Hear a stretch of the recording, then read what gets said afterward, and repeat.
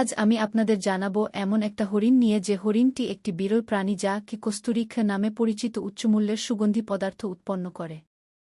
এই কস্তুরী আসে একটি বিশেষ গ্রন্থি থেকে, যা শুধুমাত্র পূর্ণবয়স্ক পুরুষ হরিণের শরীরের নিম্ন পেটের অংশে, যৌনাঙ্গের কাছাকাছি স্থানে অবস্থিত।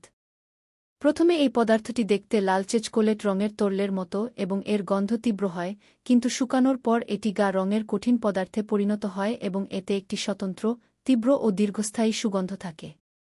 হাজার হাজার বছর ধরে কস্তুরী ব্যবহৃত হয়ে আসছে, বিশেষত ঐতিহ্যবাহী ওষুধে এবং বিলাসবহুল পারফিউম শিল্পে একটি মূল উপাদান হিসেবে, কারণ এটি সুগন্ধ দীর্ঘস্থায়ী করতে সাহায্য করে।